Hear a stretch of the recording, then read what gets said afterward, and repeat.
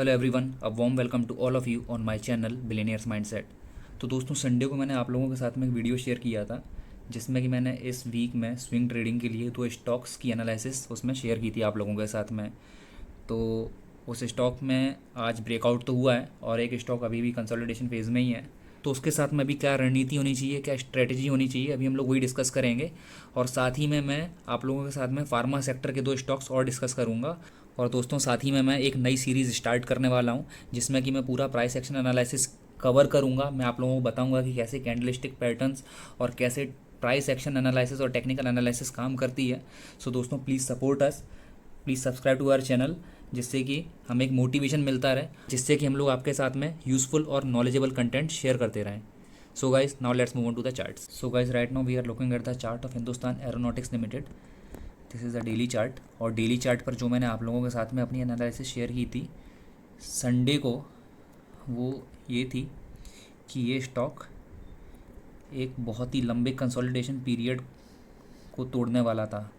इसका ये कंसोलिडेशन है, ये अराउंड फरवरी मंथ से हो रहा था, फेबररी से, और अभी ऑलमोस्ट अगस्त चल रही है।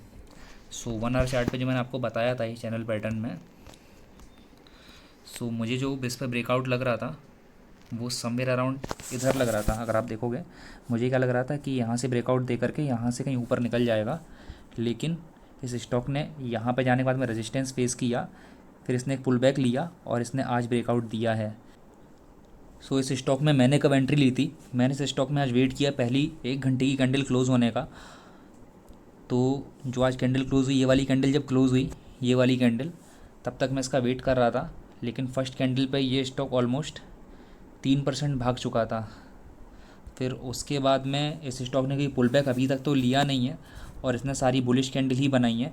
हालांकि इस स्टॉक ने यहाँ पर एक ग्रेव स्टोन डोजी बनाई थी, अगर आप देखोगे तो ये वाली एक ग्रेव स्टोन डोजी इसने बनाई थी। लेकिन उसके बाद में जो अगली कैंडल क्लोज़ हुई है वो बुलिश क्लोज़ हुई है, spinning doji, spinning top doji. तो ये वाली कैंडल, तो यहाँ पर मुझे थोड़ा डाउट था कि ये स्टॉक पुल बैक लेगा, क्योंकि ग्रेव स्टोन डोजी के बाद में जो नेक्स्ट स्पिनिंग टॉप डोजी बनी है थोड़ी वॉल्यूम के साथ में, तो मुझे उसमें आई वॉज एक्सपेक्टिंग कि अभी ये ट्रेंड इसमें बुलिश रहने वाला है। और उसके बाद में इस स्टॉक ने आज हाई बनाया है 1260 रुपये का, 1260 का।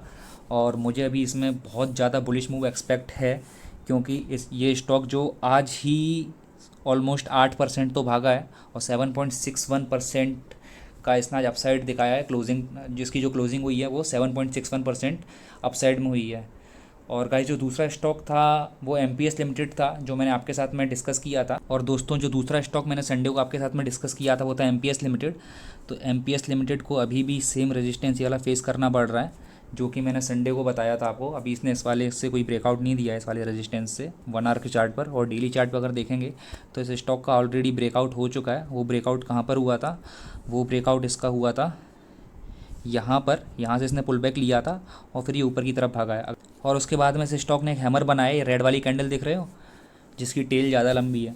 लेकिन ये हैमर बनाने के बाद में मुझे कोई बुलिश कन्फर्मेशन इसके लिए नहीं मिला डेली चार्ट पर, क्योंकि हैमर तो बुलिश था लेकिन हैमर के ऊपर उसकी नेक्स्ट कैंडल की क्लोजिंग नहीं हुई है। और जो आज की क्लोजिंग हुई है ये एक ग्रेव स्टोन डोजी है।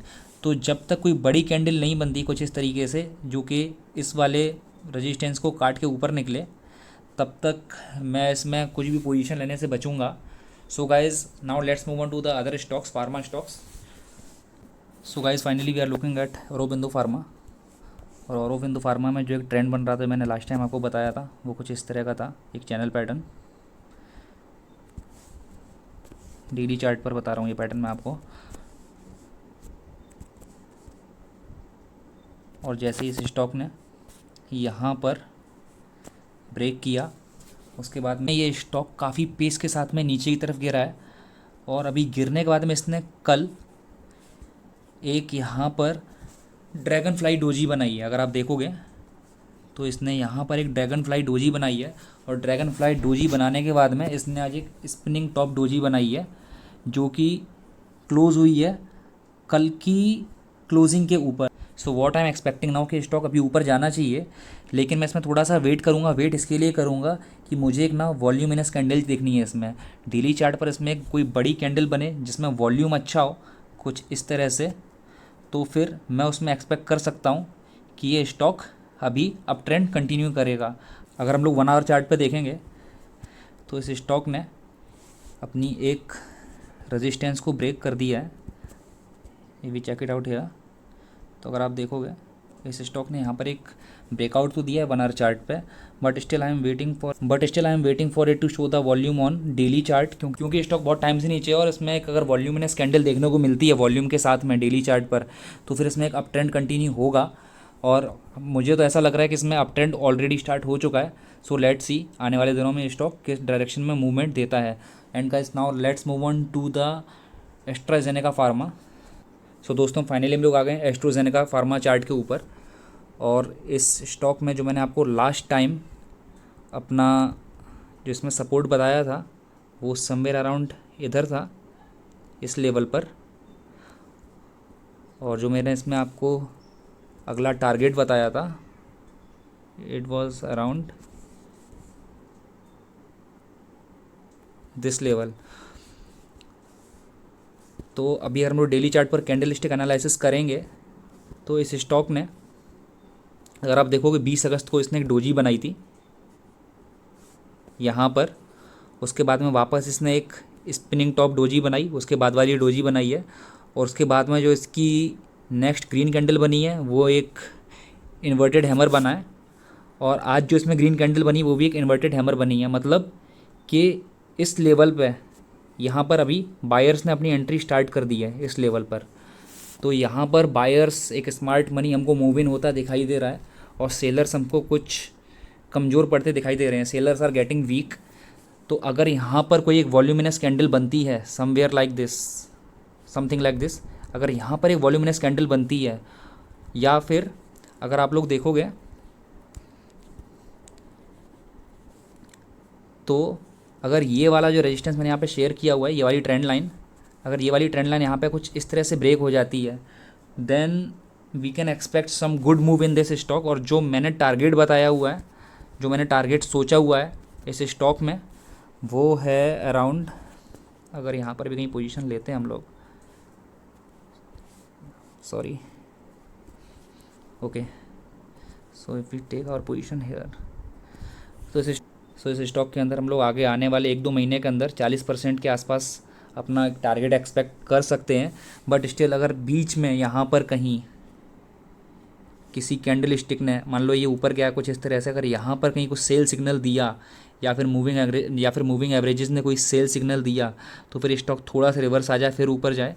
सो we need to be cautious.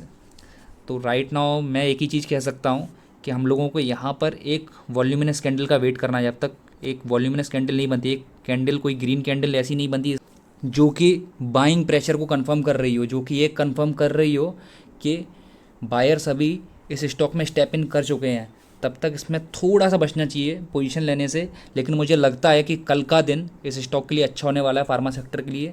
जो अभी मैंने औरोबिंदो फार्मा और एस्ट्राजेनेका फार्मा में जो आपके साथ एनालिसिस शेयर की है, अगर कल या परसों एक वॉल्यूमिनस कैंडल बनती है then we can expect a good upside in these stocks, क्योंकि ये स्टॉक बॉटम आउट हो चुके हैं, मुझे ऐसा लग रहा है। So guys, this was my analysis in all these 4 stocks. So let's wind up the video here and you can drop your suggestions in comment box. So meanwhile, take care guys. See you in next video and have a profitable remaining week.